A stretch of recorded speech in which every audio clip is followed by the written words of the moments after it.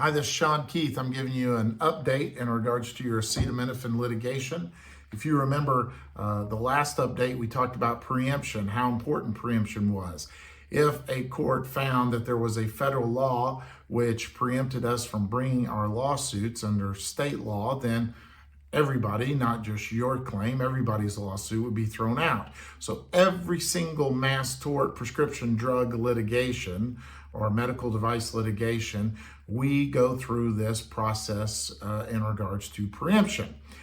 This is a lawsuit involving private label, over-the-counter acetaminophen pain relief pills, okay? So it's a little bit different because it's not prescription-based, it's over-the-counter, which makes we have filed a failure to remember. Our basis for filing this lawsuit is the manufacturers and the retailers should have known as of 2013, whenever the first real study came out, that there was a potential connection between ADHD and ASD and the usage of acetaminophen during pregnancy, okay? Remember, it's a failure to warn claim. So a lot of my clients ask me, Sean, what about the science behind it? You know, where is this coming from? And I kind of explain this is a failure to warn claim. However, the judge in its most recent decision in regards to preemption, the Chapman case, she entered that on April 20th, I thought did a good job of explaining kind of the science that led to this litigation. And she says in her order, which says, several scientific studies have found prenatal exposure to acetaminophen to be associated with ASD and ADHD in children. The first cited study, which I just mentioned, is from 2013. More studies followed.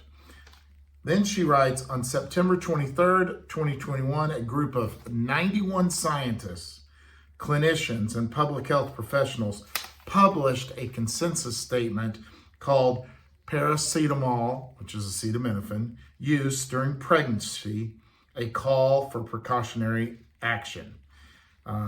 And then it states, from that consensus statement, they conclude, we believe the combined weight of animal and human scientific evidence is strong enough for pregnant women to be cautioned by health professionals against its indiscriminate use, both as a single ingredient and in combination with other medications. We recommend that acetaminophen, or APAP, should be used by pregnant women cautiously at the lowest effective dose for the shortest possible time. Long-term or high dosage use should be limited to indications as advised by a health professional. Packaging warning labels, i.e. warning labels, should include warning labels including these recommendations. So this is 2021, 91 scientists. This goes back to 2013. So that's what they say. Now, what the court has done, which is unusual and the first time I've seen it, and it may have happened before, and we don't know what the conclusion of this is going to be, but it could have a dramatic effect on this litigation. What the court has done is on April 19th, it issued an opinion, not an opinion, it was called a invitation to submit an opinion or recommendation.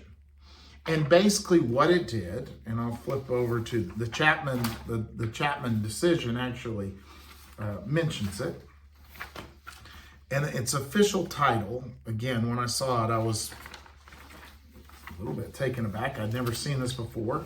I'm not saying it's never been done, but the court extended an invitation to the United States, specifically the FDA, to respond to the following two questions.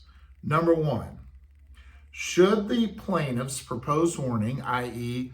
the group of people that have brought this lawsuit, be added to acetaminophen labels?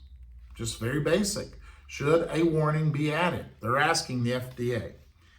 And the second question is, as of today, does science warrant the addition to acetaminophen labels of any warning or advice regarding exposure in utero while pregnant to acetaminophen and the risk of ASD or ADHD. So, the United States has until July 23rd to respond to this. If they choose, and the court said, if the United States chooses to respond and to declare that the plaintiff's proposed change would result in misbranding of acetaminophen, then the parties will be given the opportunity to be heard on whether its conclusion preempts, back to preemption, any state law claim that such a change to the label is warranted. Until the FDA speaks with more clarity, the preemptive force of its views remain unknown. So the court's asking the FDA, do you think there should be a change in the warning label? What's the FDA going to do with it? It has three options, okay?